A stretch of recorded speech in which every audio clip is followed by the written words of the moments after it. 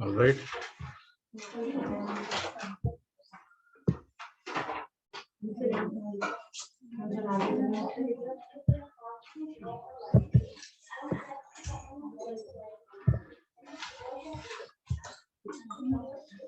Okay.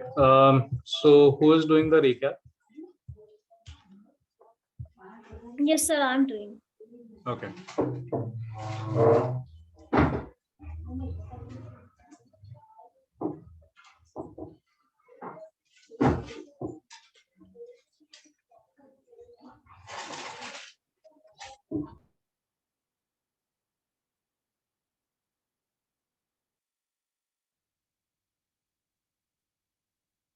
सो chapter 4 कल हम लोगों ने चैप्टर 3 कल हमने देखा था और 4 के 2-3 पॉइंट्स कवर हुए थे। तो चैप्टर जो 3 है उसमें मेन फोकस किया गया है ड्रॉप आउट बच्चों की संख्या कम करना और सभी स्तरों पर शिक्षा की सार्वभौमिक पहुंच को सुनिश्चित करना।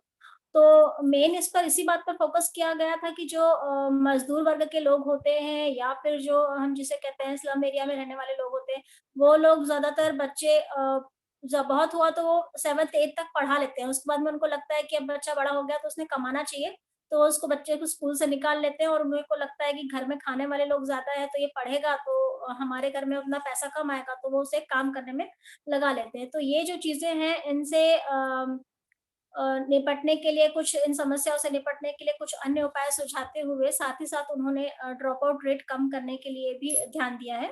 तो सरकार और दूसरा पॉइंट है सरकारी स्कूलों की गुणवत्ता को बढ़ाना। तो इसके लिए उनका मेन फोकस यही रहेगा कि सरकारी स्कूल जो है उनकी गुणवत्ता को भी बढ़ाया जाए, मतलब गुणवत्ता मतलब क्वालिटी को बढ़ाया जाएगा ताकि जो इस तरह की परेशानियां हैं वो न आए। फिर प्रवासी मजदूर जो एक जगह से दूसरी जगह माइग्रेट होते रहते हैं, जो लेबर वगैरह हैं तो वो बहुत बार उनका जो मेन स्ट्रीम से जो रहता है कि भाई यहाँ पर हमने आधा क्लास पढ़ा फिर वहां जाकर छूट गया, फिर पढ़ाई छूट गई बच्चे की, ऐसे हो जाता है। तो उसको अगर वहां के स्कूल में नई जगह जहाँ जा रहा है वहां पर अगर एडमिशन दिला दी जाती है तो वो वहां से फिर से शुरू कर ले सकता है। उसके बाद में है विद्यार्थियों की ट्रैकिंग।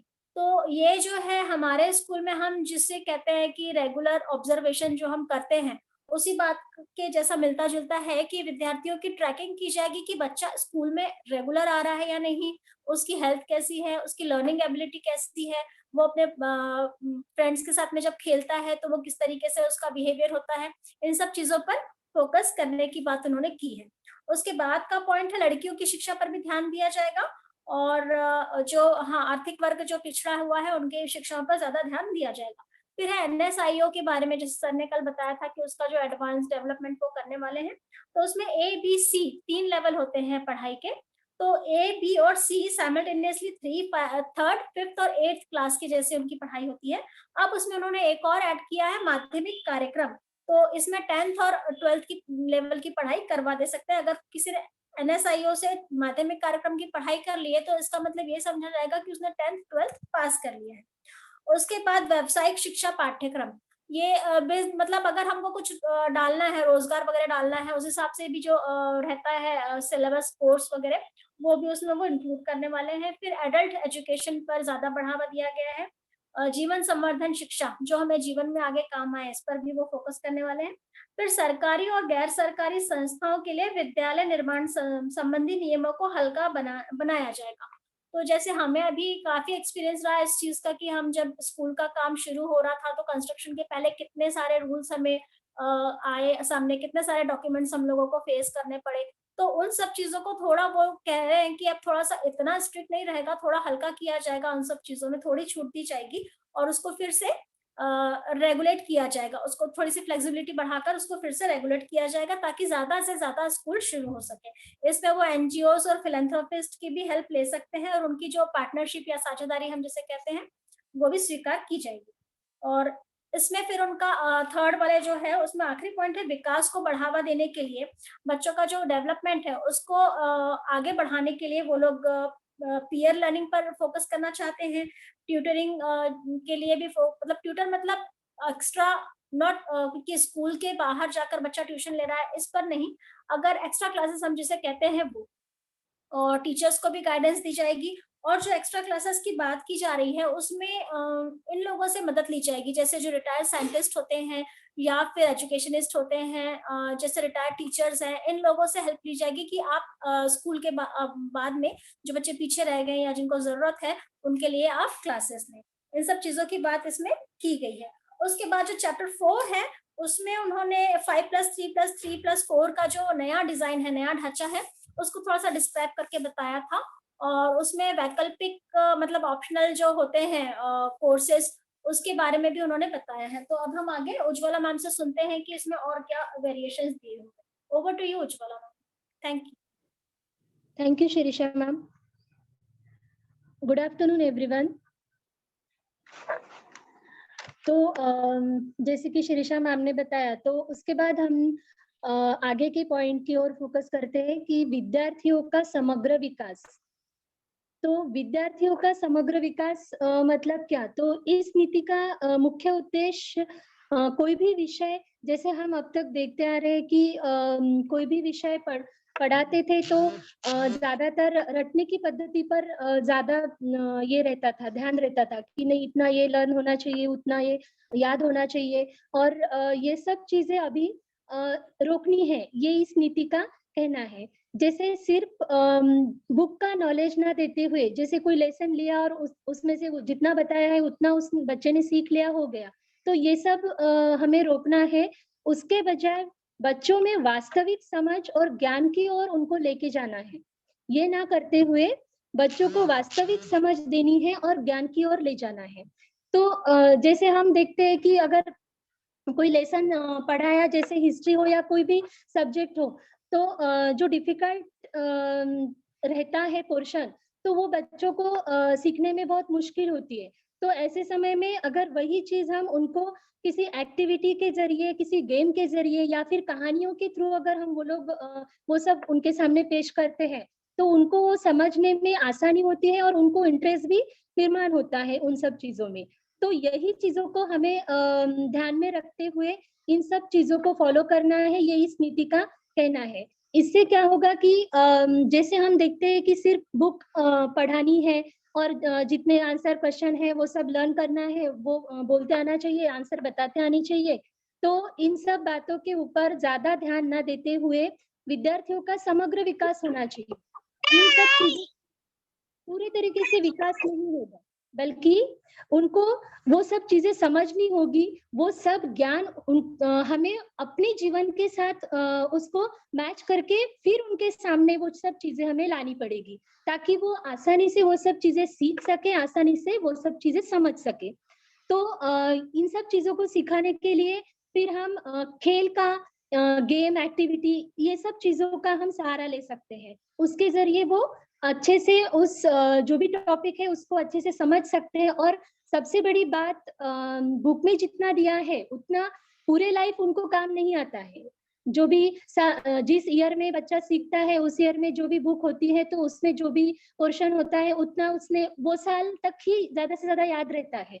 लेकिन इस तरीके से उसका समग्र विकास जिस चीजों से होगा, उन चीजों के ऊपर अगर हम ध्यान दें, तो वो चीजें उनको लाइफ लॉन्ग तक याद रहती है और पूरे लाइफ में उनको वो सब चीजें काम आ सकती है। तो इन्हीं चीजों के ऊपर हमें ध्यान देना है और विद्यार्थियों का समग्र विकास हमें करना है। तो मुझे लगता है इस नीति में जो भी बताया है उसमें से काफी सारी चीजें हमने निगम में बहुत पहले थोड़ी बहुत स्टार्ट कर दी है। तो मैं थोड़ा सा इसमें बता एग्जाम्पल देती हूँ कि जैसे हम सिर्फ कोर्स कंप्लीट करना या फिर जो भी सिखाया है वो रटने की पद्धति पर हम कभी भी भर नहीं देते थे। तो बच्चे का इंटरेस्ट क्या है और उसको किस तरीके से उसमें रुचि निर्माण हो, इन सब चीजों के ऊपर हमने ध्यान दिया है। तो उनका इंटरेस्ट उसमें बढ़ाने के लिए कोई भी टॉपिक सीखते वक्त उनके ऊपर स्ट्रेस ना आए, उनको इंटरेस्ट आए और वो पूरे आनंद के साथ वो सब चीजें सीख सके, इसके ऊपर हमने हमेशा फोकस किया है। और फिर उसके लिए हमने एक्टिविटीज भी हम प्लान करते हैं। और इतना ही नहीं, तो हमने भी जैसे इस नीति में यही बताया कि जैसे बुक का नॉलेज उनको उसी वक्त मतलब उतना पोर्शन है उतना ही उनको नहीं सीखना है, उससे भी ज्यादा उनके अंदर वो सारी क्वालिटीज डेवलप होनी चाहिए जो उनको जीवन जीने के लिए आवश्यक है। तो ऐसे में हमने भी जैसे लिटिल शेफ लिया है, जैसे बच्चों से मैथ्स बनवाई और ऐसे चर्चा सत्र आयोजित किए जो कि उनके अंदर इस तरीके की विचार को डेवलप कर सके कि किसी पॉइंट को सोच के उसके ऊपर किस तरह से अपना प्रेजेंटेशन देना, उनको क्या लगता है, उनका क्या ओपिनियन है, इस तरीके की बातें वो सोच सके। तो जैसे लिटिल शेप है, मैट्स बनाना है या फिर प्लांट लगाना है, इन सारी चीजों से उनके अंदर जो क्वालिटीज डेवलप होती है, जो नीतियां उनके अंदर आती है, कौशल आता है, वो उनको लाइफ लॉन्ग उनके काम आता है। तो इन्हीं सब चीजों से उनका समग्र विकास होता है। और दूसरा पॉइंट है फिर पाठ्यक्रम की विषय वस्तु को कम करना और आलोचनात्मक चिंतन को बढ़ावा देना। तो जैसे कि हम देखते हैं कि हमेशा एक हमारा फोकस ऐसे रहता है कि इतना सिलेबस है तो वो सिलेबस पूरा होना ही चाहिए, सिलेबस को हम ज्यादा इम्पोर्टेंस देते हैं, मतलब हम नहीं देते हैं लेकिन जनरली ये देखते हैं कि सिलेबस कंप्लीट होना चाहिए या फिर इतने लेसन है तो उतने होने ही चाहिए। तो इसके वजह से क्या होता है कि जो मेन चीजें बच्चों के अंदर डालनी है, जो भी कौशल है, जो भी कला, ये सब चीजें बच्चों के अंदर आनी चाहिए, तो उसके ऊपर फोकस ज्यादा नहीं हो पाता है। तो इन चीजों को ध्यान में रख के इस नीति में ये किया गया है कि पाठ्यक्रम की विषय वस्तु को कम करना, उसको कम करके आलोचनात्मक चिंतन को बढ़ावा देना, ये इस नीति का मुख्य उद्देश्य है। आलोचनात्मक चिंतन को बढ़ावा देना, जैसे कि बच्चे एक साथ बहुत सारे विषय सीखते हैं, बहुत सारे सब्जेक्ट सीखते हैं, तो क्या होता है कि ऐसे नहीं लगना चाहिए बच्चे को कि हर एक जैसे हम पीरियड्स लेते हैं तो एक क्लास हो गई, दूसरी क्लास शुरू हो गई तो उसका उनको स्विच ऑफ करना पड़ता है, फिर दूसरे इसमें एकदम से जंप करनी पड़ती है। ऐसा ना होते हुए हर एक सब्जेक्ट के साथ किस तरह से संबंध है, उसका क्या कनेक्शन है, ये खोज हमें करनी होगी। ये खोज करने के लिए उनको भी प्रोत्साहित करना पड़ेगा, बच्चों को इन सारी चीजों के लिए प्रोत्साहित करना पड़ेगा कि हर एक सब्जेक्ट के साथ किस तरह से कनेक्शन है, हम क्या उससे हमारे जीवन से क्या संबंध है और उसका किस तरह से रिलेशन है, इन सब चीजों को हमें बढ़ावा देना होगा, ये इस नीति का कहना है। तो इससे उनका चिंतन बढ़ेगा, उनकी चिंतन प्रवृत्ति उनमें डेवलप होगी और जो भी शिक्षा है उसके ऊपर चर्चात्मक और विश्लेषणात्मक शिक्षा वो होनी चाहिए। कोई भी टॉपिक अगर लेना है, उनके सामने रखना है, तो उसके ऊपर उनके भी ओपिनियंस हमने देखने चाहिए, उनको क्या लगता है, वो क्या क्या उस टॉपिक के ऊपर वो क्या क्या बता सकते हैं, उनको कितना नॉलेज है।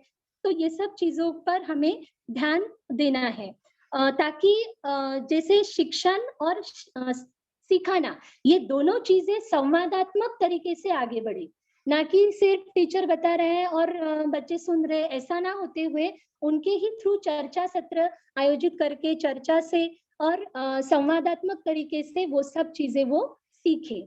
तो इस तरह की बातें उन्होंने अपने नीति में बताई है। तो हमने भी बहुत सारी चीजें इसमें से करने की अब तक कोशिश की है, जैसे कि हम जैसे बच्चों के थ्रू ही हम उनको कोई वर्क देते हैं, कोई टॉपिक देते हैं, तो वो पूरा प्रोजेक्ट करते हैं और साथ मिलके करते हैं। जैसे हमने बीच में हमारे स्कूल में ग्रुप बनाए थे बच्चों के, तो उन्होंने खुद ही अपने ग्रुप्स के नाम रखे थे और फिर वो खुद ही देखते थे कि क्या क्या उसमें चेंजेस करने हैं, क्या क्या हम और कर सकते हैं। ये सारी चीजें सोचने की क्षमता फिर उनमें बढ़ जाती है। तो इस तरीके की चीजों पे ज्यादा ध्यान देना है, ये इस नीति में बताया गया है। तो पाठ्यक्रम को ध्यान में रखते पाठ्यक्रम के साथ साथ मतलब पाठ्यक्रम और कला, खेल, ये सब चीजें एक साथ जाएगी। तो इस तरह की बातें उन्होंने पाठ्यक्रम की विषय वस्तु को कम करके आलोचनात्मक चिंतन को बढ़ावा देना है, इस पॉइंट में बताई है। तो उसके बाद प्रायोगिक अध्ययन, हाँ, ये शिरीषा मैम आप ऐड करना चाहेंगे, कुछ बताइए। Yes ma'am, thank you. जो आलोचनात्मक चिंतन की बात की गई है यहाँ पे, जिसको हम क्रिटिकल थिंकिंग कहते हैं, तो जनरली लोगों का सोच ऐसे होता है कि क्रिटिकल मतलब क्रिटिसाइज करना, चीज़ों को गलत तरीके से देखना, हर चीज़ में खामी निकालना, ये नहीं है। उन्होंने अच्छे से एक्सप्लेन करके बताया है कि एक एग्ज़ाम्पल दिया था उन्होंने कि एक जो छोटा बच्चा होता है, लाइक 3-4 महीने का अगर छोटा बच्चा भी है, तो उसको ये पता होता है, ये हमने बचपन से ही होती है, बाय बर्थ ही होती है critical thinking and analysing ability. तो छोटा बच्चा जो होता है उसको वो पता रहता है कि मम्मी का स्पर्श कौन-सा है और पापा का स्पर्श कौन-सा है। इसके अलावा कोई तीसरा अगर उनको हाथ उस बच्चे को हाथ लगाता है तो उसको समझ में आता है कि ये मेरा अपना नहीं है और वो रोना शुरू कर देता है। तो वो इसी चीज़ को बोल रहे हैं कि यही क्रिटिकल थिंकिंग है। आपको समझ में आना चाहिए सही, गलत, अच्छा, बुरा और उसमें से हमारे लिए क्या अच्छा है और उसको हम आगे कैसे ले जा सकते हैं। तो अब इसी तरीके की पढ़ाई पर फ़ोकस किया जाएगा, ऐसा उनका कहना है कि उस चीज़ को हम ज़्यादा और डेवलप कर सकते हैं, जो होता है अंदर, उसको हम लोग और ज़्यादा अच्छे से डेवलप कर सकते हैं। Yes Ujjwala ma'am, thank you. Thank you Shirisha. हाँ, तो Ujjwala ma'am, I just wanted to add one more thing. तो ये जो सही गलत अच्छा बुरा वगैरह जो है, दिस आल्सो मतलब this is all about putting this in perspective. तो देन सिर्फ ये नहीं होता है कि अच्छा बुरा और सही गलत, इसके साथ साथ में it's also about dark bright, it is also about distinguishing between positive negative productive hampering. तो ये सारी चीजें, all these things are included in this. तो मतलब ये being able to understand and analyze all this comes in critical thinking.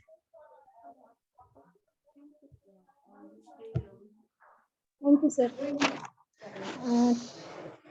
Yes, तो इस तरीके से उन्होंने पाठ्यक्रम को ज्यादा मतलब सिर्फ पाठ्यक्रम को महत्व नहीं देना है, तो इन सारी चीजों के ऊपर भी हमें ध्यान देना होगा, ये स्पष्ट किया है।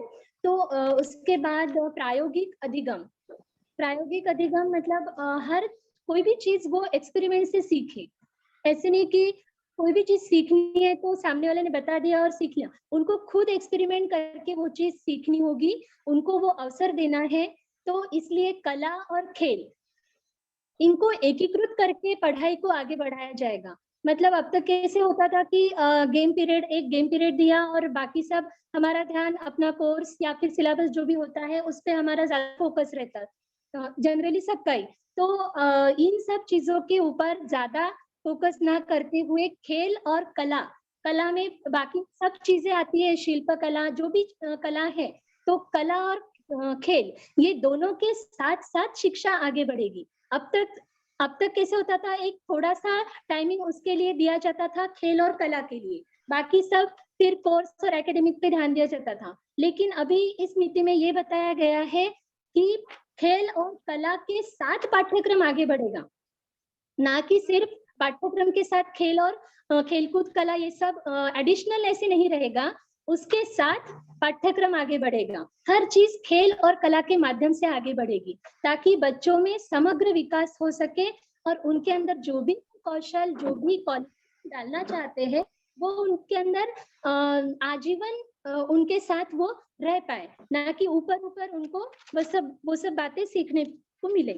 तो इस तरीके से उन्होंने प्रायोगिक अधिगम के बारे में बताया। जैसे अभी फॉर एग्जांपल जैसे साइंस में प्लांट के बारे में पढ़ाना है, तो प्लांट कैसे बढ़ता है, तो पहले हम सीड बोते हैं, उसके बाद किस तरह से वो ग्रो करता है, ये सब चीजें हम बच्चों को सिखाते हैं। लेकिन प्लांट की सीड जब हम बोते हैं, तो जिस जमीन में हम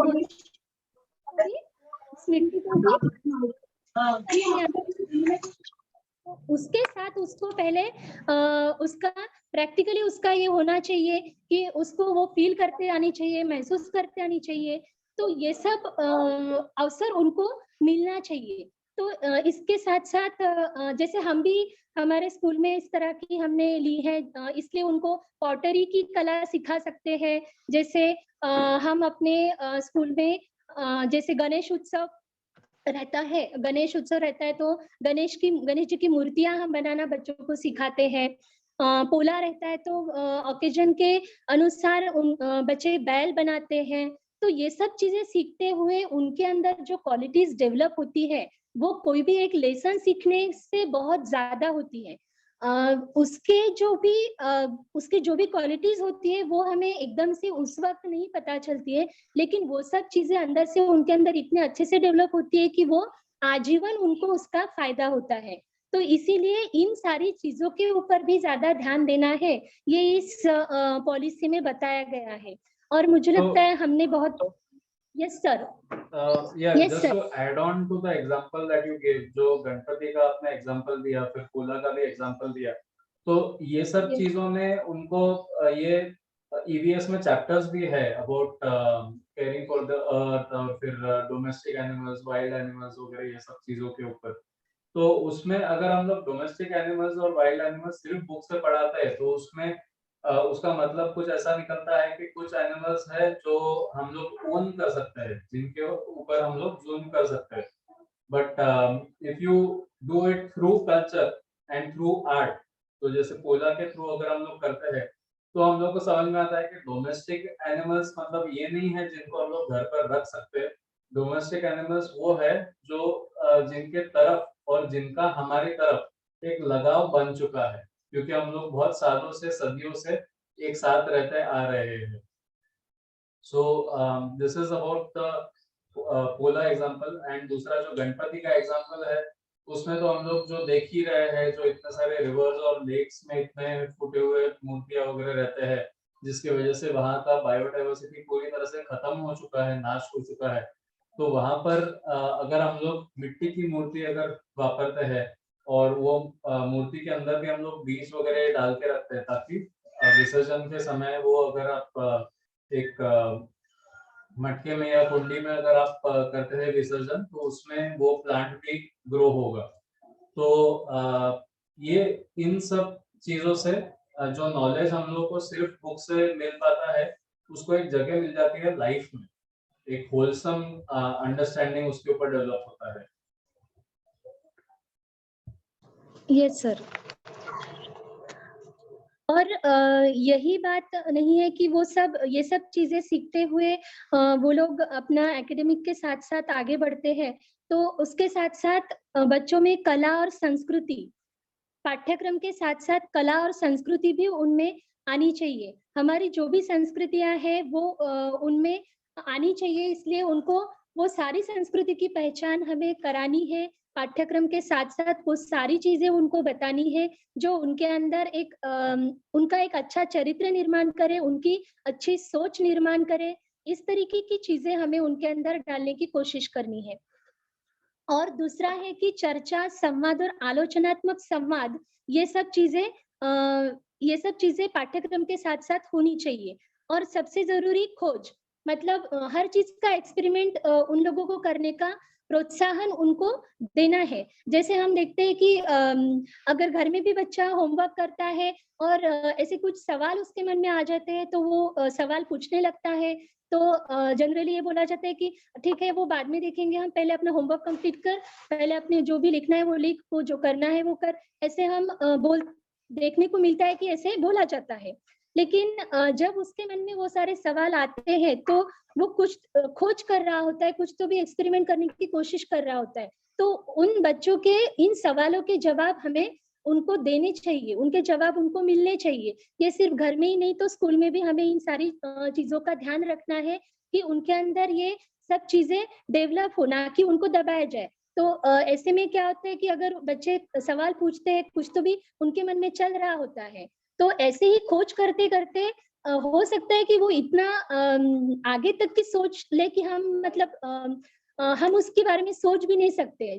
अभी बड़े बड़े साइंटिस्ट बनते हैं तो बचपन से ही उनके अंदर कोई ना कोई वो चिंतन करने की एक प्रवृत्ति रहती होगी, तो ही वो इस तरीके से आगे बढ़ते हैं। तो ये प्रवृत्ति को हमें रोकना नहीं है, उनकी इस खोज की प्रवृत्ति को हमें आगे बढ़ाना है और उसको प्रोत्साहन देना है। हर एक सवालों के जवाब उनको देने की कोशिश करनी है। इससे उनके अंदर और उत्सुकता बढ़ेगी और उनके अंदर जो भी चीज है वो सीखने की इच्छा और प्रबल होगी। और पाठ्यक्रम भी फिर इनके इस तरह के सवाल और इनकी जो भी उत्सुकता है बच्चों की, तो वो उनकी हम अगर पूरी करने की कोशिश करते हैं तो पाठ्यक्रम में जो भी होता है वो सब चीजें सीखने में उनको और ज्यादा इंटरेस्ट आता है। जैसे कि हिस्ट्री जैसा टॉपिक है तो बच्चों को सिखाना है, तो इस तरीके का टॉपिक थोड़ा सा बच्चों को बोरिंग जाता है, तो वही टॉपिक हम अगर अलग वे से सिखाएं उनको। मुझे याद है कि हमारे स्कूल में भी जब हिस्ट्री का टॉपिक कोई पढ़ाना है तो मैंने एक बार सर से सुना था कि हिस्ट्री अगर हमें कोई चीज की पढ़ानी है तो दूर ना जाते हुए पहले हमारे आसपास जो भी चीजें हैं उसकी हिस्ट्री बच्चों को बताने की कोशिश करिए। जैसे हमें अभी आगरा का ताजमहल बाकी सब इसकी चीजें के बारे में, हिस्ट्री के बारे में बताना है, तो उसके पहले बच्चा जहाँ रहता है, हम जहाँ अमरावती में रहते हैं, पहले अमरावती की हिस्ट्री उसको पता है क्या, अमरावती में ऐसी कौन सी पौराणिक चीजें हैं उसके बारे में उसको पता है क्या, वो सब चीजें उनको पहले बताने की कोशिश करिए। तो इस तरीके की कोशिश हम भी अपने इसमें करने की कोशिश हम करते हैं, ताकि क्या होता है कि अपने आसपास की जो चीजें हैं उसकी हिस्ट्री जब बच्चा जानता है तो उसके अंदर ऑटोमेटिकली वो प्रवृत्ति जागृत होती है कि हाँ ये सब चीजें तो मैंने अभी जान ली है लेकिन इसके आगे की भी चीजें मुझे जाननी है, तो वो अपने आप उसके अंदर डेवलप होती है। तो इस तरीके से उसको वो बोरिंग भी नहीं लगता है और आगे का भी जो जानना है वो अच्छे तरीके से जान पाता है। तो इस तरीके से उसकी here also I wanted to add one example कि जैसे हम लोगों को ये हम में से कितने लोगों को पता है कि विदर्भ का जो राजा था राजा रुक्मिण, उसका महाभारत में क्या रोल है। तो ये ऐसी बातें अगर हम लोग इसके ऊपर अगर चर्चा होती है अगर क्लास में and even in through projects and so on, तो उसके वजह से a lot of additional knowledge is absorbed and साथ साथ में वो नॉलेज सिर्फ एक बुकिश नॉलेज नहीं रह जाता है, वो एक कनेक्टेड नॉलेज बन चुका रहता है। Yes sir. तो इस तरीके से उनके अंदर खोज की प्रवृत्ति यानी कि एक्सपेरिमेंटल हर चीज को एक्सपेरिमेंट करके देखना, ये सब चीजों के लिए उनको प्रोत्साहित करना है। और खेल कूद के बारे में भी उन्होंने बताया है कि पाठ्यक्रम के साथ साथ खेल को भी उतना ही महत्व देना है। खेल में गेम उनको खिला सकते हैं, पजल्स, एक्टिविटी, इन सब चीजों के द्वारा कोई भी टॉपिक हम उनको उनके सामने रख सकते हैं। शिरीषा मैम, इसमें आपको कुछ ऐड करना है तो आप प्लीज। नहीं मैम, सारा कवर हो गया है इस टॉपिक में। Thank you. I would like to add a little bit on sports integration also. तो ये हम लोग बहुत strongly stress करते हैं and quite often we talk to the parents also about this कि जो sports का जो importance है ये हम लोग समझे ना समझे मगर बच्चों के डेवलपमेंट के लिए बहुत बहुत ज्यादा important होता है because of a lot of factors। एक तो ये रहता है कि जो स्पोर्ट्स में जो हम लोग आपस में जो रिलेशनशिप एस्टेब्लिश करते हैं वो गेम्स के थ्रू अगर करते हैं तो then a lot of problems जैसे कॉन्फ्लिक्ट रेजोल्यूशन हो गया या फिर एक कनेक्टेड वर्किंग हो गया, ये सारी चीजें हम लोग प्रैक्टिकली कर सकते हैं। अनफॉर्चुनेटली सोसाइटी में ये सब चीजों के ट्रायल का रूम नहीं रहता है। एक बार अगर आप किसी के सामने एक अपनी इमेज स्पॉइल कर देते हैं so then it takes a lot of effort to get that trust back, it takes a lot of effort to get that chance back and उसके बाद में भी there is no guarantee कि हम लोग वापस उसी लेवल पर आ सकते हैं कि नहीं आ सकते। मगर गेम्स के थ्रू प्ले फील्ड में अगर हम लोग कुछ करते हैं तो you always have that opportunity कि आज ठीक है अगर मेरी किसी के साथ में बहस हो गई फील्ड पे, कल मैं कोशिश करूंगा कि वापस एक स्पोर्ट्समैन स्पिरिट के साथ में सामने आऊं एंड एक बहुत मैच्योर वे से किसी सिचुएशन को हैंडल करूं। अगर आज मेरे ऊपर किसी ने चिल्ला दिया कि अरे आपने गोल कैसे जाने दिया, तो कल जाके मुझे ध्यान में रहता है कि अगर दूसरा कोई अगर गोल छोड़ देता है तो देन मैं उसके साथ में उस मैच्योरिटी के साथ में इंटरेक्ट करूं। I will tell that person कि कोई बात नहीं, we have one more chance, let's work harder। So team work, responsibility, citizenship, self direction, self initiative, मतलब खुद से होकर हम ये काफी बार होता है कि एक ओनरशिप अकाउंटेबिलिटी नहीं रहती है, क्योंकि हम लोग को ऐसा लगता है कि कोई तो करेगा और हम लोग एकदम दूसरे किसी की तरफ देखते रहते हैं, मगर इनफैक्ट हो सकता है कि वो सिचुएशन ऐसी है जहां पर आप ही का ज्यादा रोल है, तो you have to take that initiative. वो अंडरस्टैंडिंग बाकी कहीं नहीं आती है, ये गेम्स के थ्रू ही आती है। एंड सेल्फ डिसिप्लिन इज जो काफी बार हम लोग मतलब a lot of teachers and parents and elders have the problem with the younger children nowadays, or say that they have a problem. Um, this discipline comes in when you follow the rules. This discipline comes in when you follow the social structure. मगर बाहर का जो society है वहाँ का social structure इतना complicated है कि बच्चों को वो नहीं समझ में आता है। आपको अगर सपोज बुरा लगता है कि आपने अगर किसी के सामने अगर बोला कि मेरे बच्चे को संस्कृत आता है और वो संस्कृत का श्लोक उनके सामने नहीं बोलता है, तो if you feel bad because of that, the child doesn't understand why. आपको आपके दिमाग में ये समझ में आता है कि अरे मैंने किसी के सामने कुछ बोला है, कुछ बात रखी है, एंड वो बात you know it has been turn down, मतलब वो यू कैन से कि it has been proved the opposite, but then the child doesn't know that. For the child it is a simple matter of understanding के मुझे अभी श्लोक नहीं बोलना है। It's the will, it's the choice, it's the independence and freedom. तो ये सब चीजों में स्पोर्ट्स वगैरह के थ्रू ये कॉम्प्लिकेटेड स्ट्रक्चर्स उनके रेल्म ऑफ अंडरस्टैंडिंग में तो कम से कम आते हैं, ठीक है। उसके बाद में वो फ्रीडम एक्सप्रेस करेगा, उसके बाद में वो इंडिपेंडेंस एक्सप्रेस करेगा, but then doing that without understanding and doing that with understanding, इसमें बहुत फर्क है। सो स्पोर्ट्स में ये सब कॉम्प्लिकेटेड चीजें आसान तरीके से समझ में आ जाती है। Then point about fit India also, so the government also has taken it as a motive के जो हम लोग हरदम we keep discussing about things like body shaming, we keep discussing about things like yeah about all these things, and उसमें एक बहुत गलत culture spread हो रहा है कि there is no need to be fit. अरे if you are not fit then you yourself suffer out of it, ठीक है, that is nobody else's say, but then it is your say at least. आपका खुद का तो उसमें कुछ मत रहना चाहिए। Just because people are making you feel comfortable कि नहीं it's okay if you are not fit, so then that doesn't solve anything for you. आपके लिए तो वो destructive ही हुआ ना। So that understanding, for people to develop that understanding about one's own health, one's own fitness, उसके लिए the Fit India movement has come out. So ये सब चीजें जब साथ में चलती है तो it promotes physical and psychological well-being, क्योंकि if you talk about the brain chemicals also, तो उसमें जो दो major chemicals है dopamine and endorphins.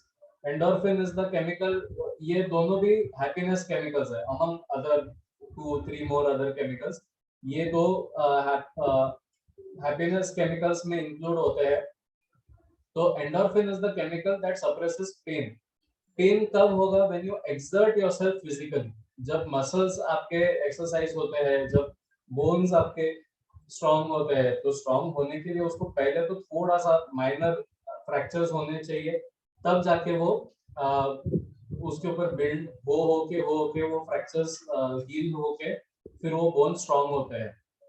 The same thing goes for the rest of the body also, skin and muscles and all these things. उसमें जब minor tears आते हैं, minor harm होता है, तो वो heal होने के कारण वो skin और muscles ज़्यादा strong होते हैं। Then you talk about the other happiness chemical, that is dopamine. तो dopamine वो chemical होता है जो target, जो goals के तरफ एक orientation रखता है।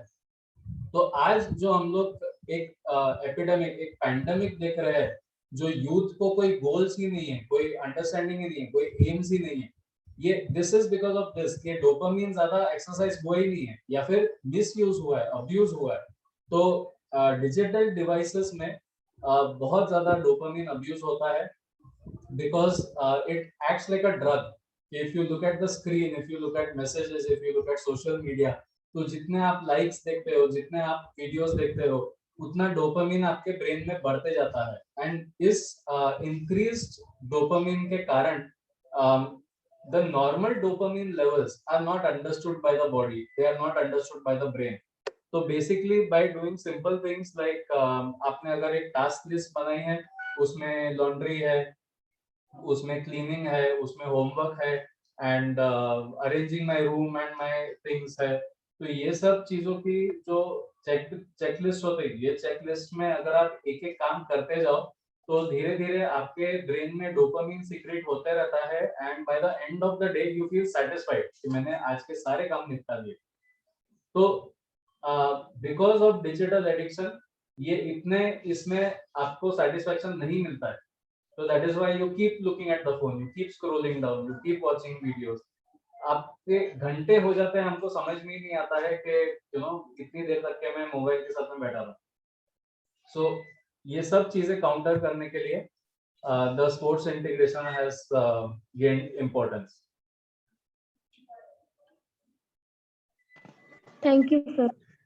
यस, तो इसी बात को इस नीति में बताया गया है कि खेल समन्वय के साथ साथ पाठ्यक्रम आगे बढ़ाना है। खेल से शारीरिक और मनोवैज्ञानिक दोनों क्षमताएं उनकी डेवलप होती है। तो इसका एक एग्जाम्पल मुझे याद है कि हमारे स्कूल में हमने बच्चों को मॉर्निंग में मार्शल आर्ट सिखाना शुरू किया था। तो बच्चों में हमने बहुत सारे चेंजेस देखे थे कि सुबह सुबह वो सब चीजें सीखने के बाद वो लोग बहुत अच्छे से, उनका माइंड फ्रेश हो जाता था और एनर्जी भी उनको मिलती थी और अच्छे से पूरे कंसंट्रेशन से वो कर पाते थे। कोई भी क्लास करना है, जो भी चीज वो आगे कर रहे तो उसमें हमने उनका डेवलपमेंट देखा था। तो ये सब चीजें हम करने की कोशिश करते हैं और इन्हीं सब चीजों को इस नीति में बताया गया है कि इन सारी चीजों के ऊपर हमें फोकस करना है। तो लास्ट पॉइंट है, कोई भी जो भी सब्जेक्ट है उसको चूज करने की उनको आजादी मिले। कोई भी कोर्स चुनाव के विकल्पों में लचीलेपन के माध्यम से छात्रों को सशक्त बनाना।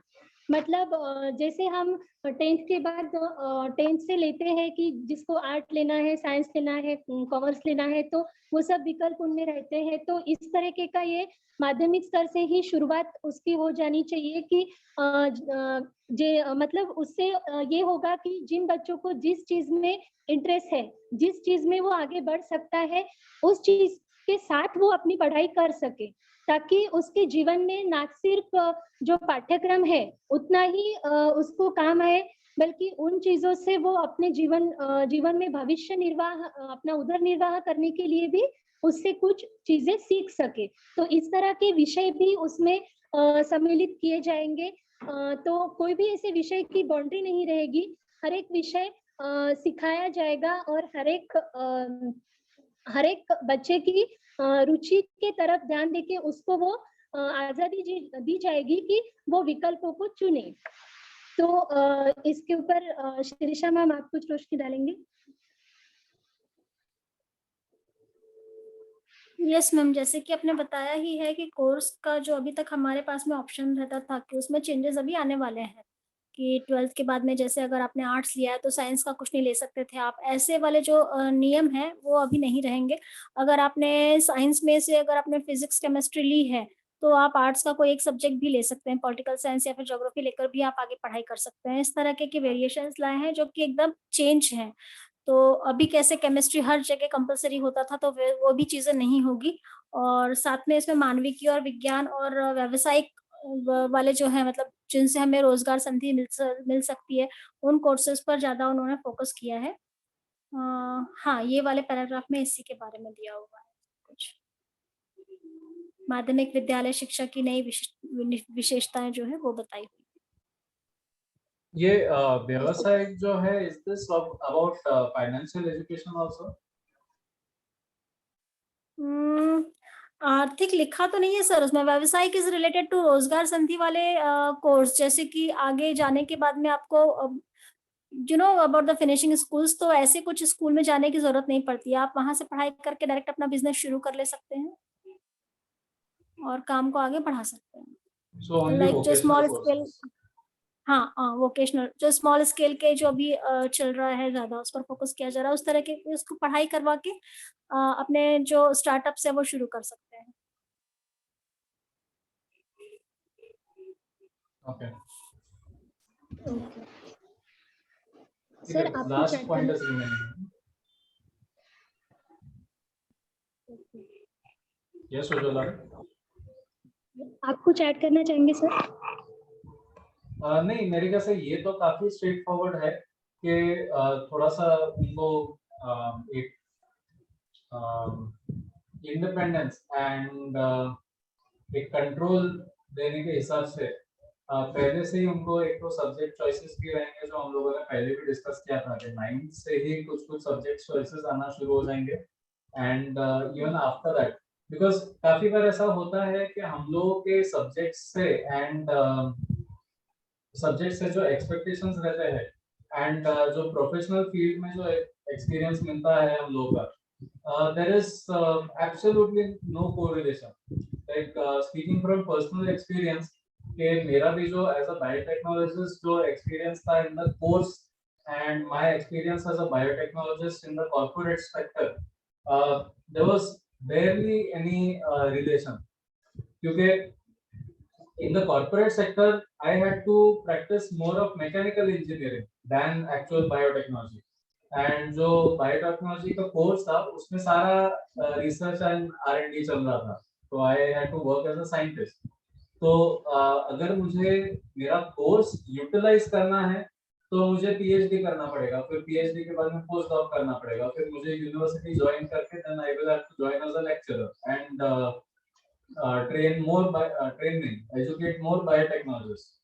So it is a never ending cycle. मगर अगर मुझे commercially कुछ करना है as a business or as a in the corporate sector, so then I have to learn something completely new.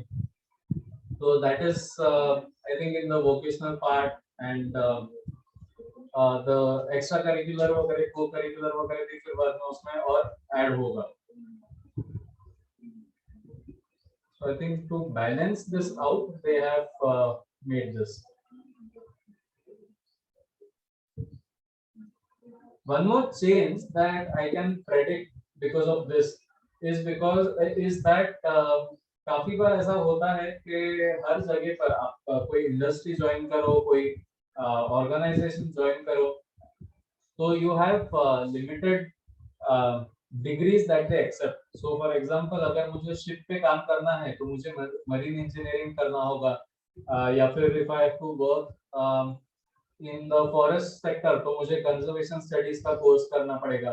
तो ये मेरे ख्याल से थोड़ा बहुत चेंज हो जाएगा कि इंडिविजुअल लेवल पर, ऑर्गेनाइजेशनल लेवल पर उनके खुद के टेस्टिंग मेथड्स तैयार हो जाएंगे. अभी सेंट्रल टेस्टिंग पे आई थिंक फोकस थोड़ा कम हो जाएगा, क्योंकि अगर ऐसे डिग्रीज है तो इफ यू आर डूइंग से बैचलर्स डिग्री एंड आपने चूज किया है एक I have chosen one subject of law, one subject of science and one subject of arts.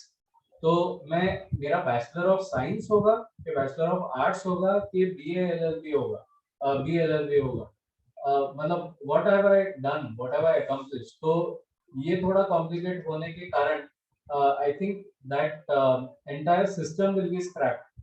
ऐसा नहीं होगा कि बस कोई स्पेसिफिक डिग्री के हिसाब से ही एंट्री मिलेगी.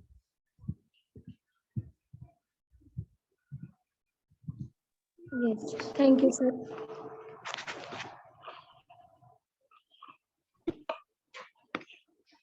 So last point I think is left, the 10th one. Yes, sir. 10th वाला कंप्लीट हो गया है. अच्छा, 10th वाला 9th का ही एक्सटेंशन है ना. हाँ, 4.8 हो गया.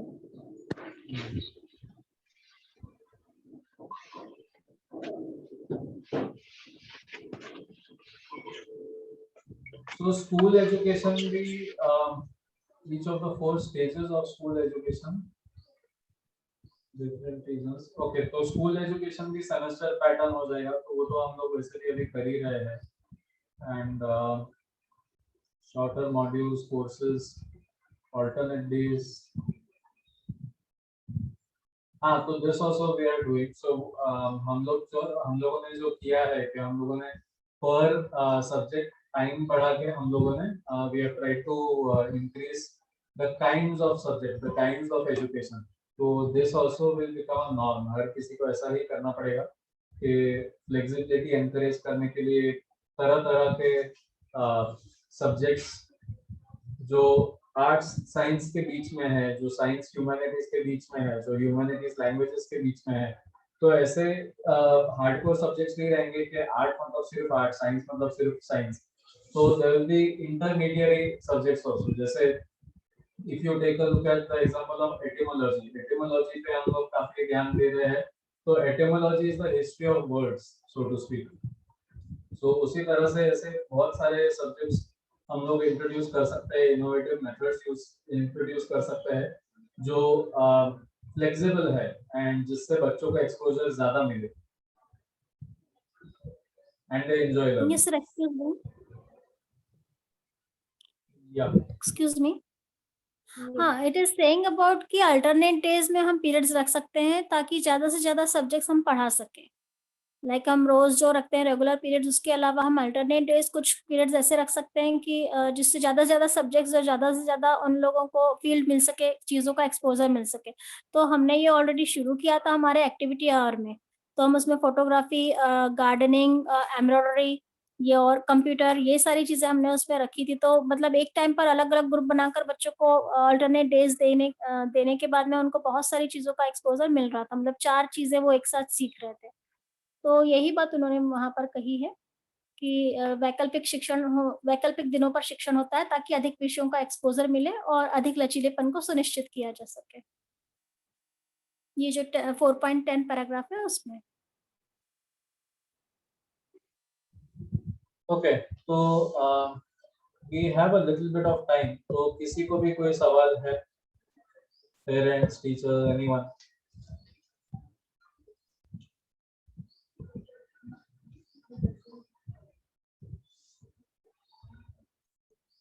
If you have any doubts, if you have anything to add, anything to ask.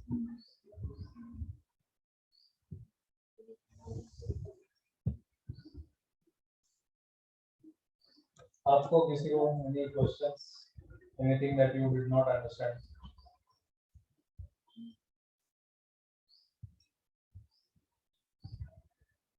सब clear?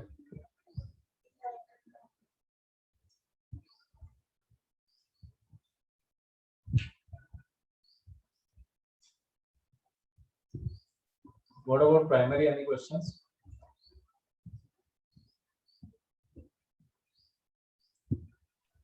Any question? No, sir. Okay, so ये मल्टीलिंगुअलिज्म से हम लोग कल करेंगे. Yes, sir. Thank you all for joining Thank you. in. It is very important कि हम लोग इस पर बहुत गौर कर देखें, क्योंकि as I have mentioned and I have been mentioning the last few sessions, जब ये चेंज होगा, जब ये शिफ्ट होगा, तब ऐसा नहीं होना चाहिए कि आप as parents और as teachers, as school associates shock हो जाए एंड इस पर अडेप्ट ना कर पाए, because this change is inevitable. ये आने ही वाला है. ये गवर्नमेंट ऑलरेडी करीबन 10-15 साल से कोशिश कर रही है ये चेंज लाने का, मगर इस बार अभी पॉलिसी में ही चेंज ला लिया है. तो अब इसको अवॉइड करने का या इसको डाइल्यूट करने का कोई चांस ही नहीं है. So ये चेंज तो डेफिनेटली आने वाला है and they have already started. Government schools वगैरह में ऑलरेडी धीरे-धीरे हम लोगों ने ये शिफ्ट लानी शुरू कर दिए है. तो आगे जाके कहीं ऐसा ना हो कि हम लोग उस लेवल पे रहे कि गवर्नमेंट स्कूल्स ज़्यादा they are more productive today. Sorry, they become more productive than the rest. So we have to match up and we have to keep up so that this education is universally available, which is also one of the aims of the national education policy. So हर किसी को इस पे ध्यान रखना जरूरी है. उसमें mentioned है कि this everyone has to be aware of these changes, parents, teachers and children. तो बच्चों के लिए भी हम लोग एक अलग तरीके से मे बी कोर्स डिजाइन कर सकते हैं ताकि उनमें भी ये अवेयरनेस बढ़े.